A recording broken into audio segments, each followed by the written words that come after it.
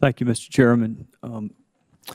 Ms. Rice, I want to thank you for being here, Ms. Rice, and I want to tell you, I doubt any of the members of this committee that I'm looking at now have any idea what you just described, but we do realize and recognize courage when we see it, and we want to thank you for what we can imagine is an impossibly difficult task. I want to change gears for just a second. You testified early on that you loved your job. I want you to tell the members of the committee what you love most about your job as a firefighter. Put your, sorry, microphone.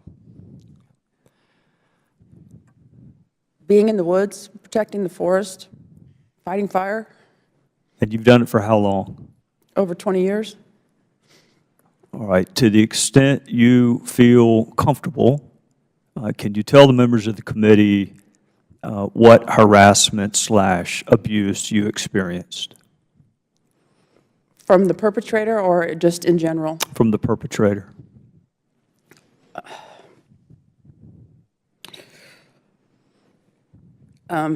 He was constantly making comments. He removed me from my office where I had a counterpart to an office back and out of the way where he could come in the office and make comments and approach me.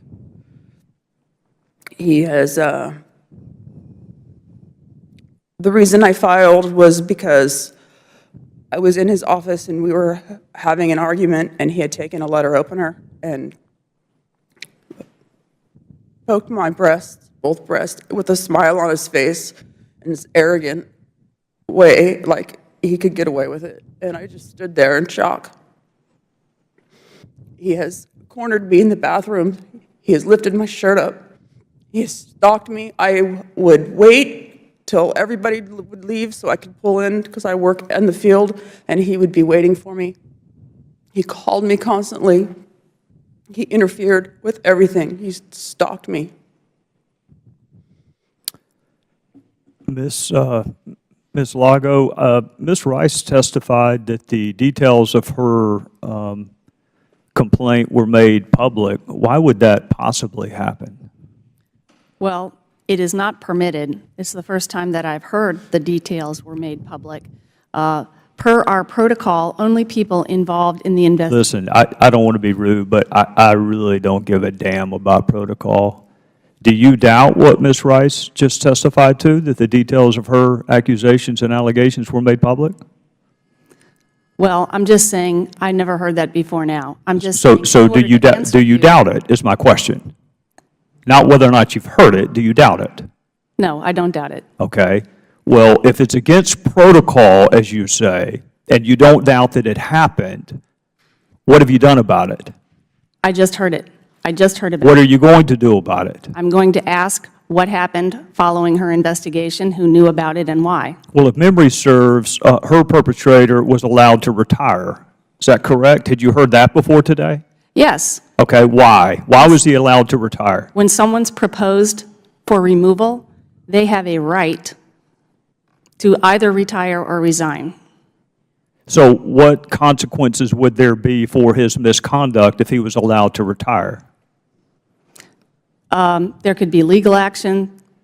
Such as? He could be sued. He could be... Privately by her? Yeah. Yes. What did y'all do? You were the employer. We fired What did him. you do? No, you didn't fire him. He retired. We just established that. He retired in lieu of being removed from his job. Well, then why, if there's no difference between retiring and being fired, why didn't you fire him? There must be some benefit to retiring. What is that benefit? You don't have removal on your record. So you did confer a benefit to him despite the fact that you don't doubt the allegations that she just made.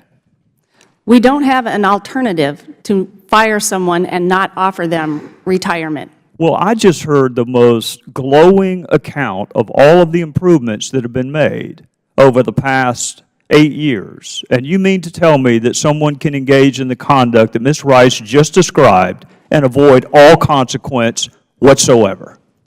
Per the federal regulations, yes, someone can retire or resign in lieu of being removed.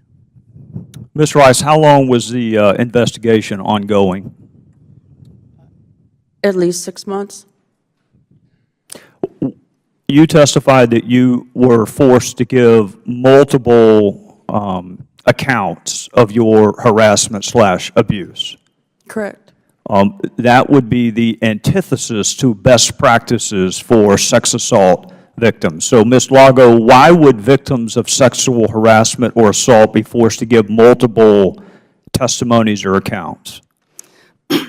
At first, the issue was referred to law enforcement. Law enforcement referred it to the IG because of the nature of the offense. I'm not sure how far the IG investigation went, so to answer your question, a reason someone might have to give an account more than once is they might have to speak to an OIG investigator because of their investigation. They might have to speak to law enforcement. And if either of those investigations aren't conclusive, then we do a misconduct investigation. Do you agree with what Ms. Rice described as a crime? Yes, I do. All right, so she would talk to law enforcement first? She spoke to her supervisor. Okay. Referred the issue. Who was the first statement made to? I don't know. All right. Well, let me encourage you to do this in the past when y'all are describing the glowing progress that you have made. Making victims give multiple accounts, tell what happened to them multiple times, runs afoul of everything every expert in sex assault and sex harassment cases teach. It runs afoul of all of it. So if you can find a way to limit victims to just having to relive it one time, I would encourage you to do so.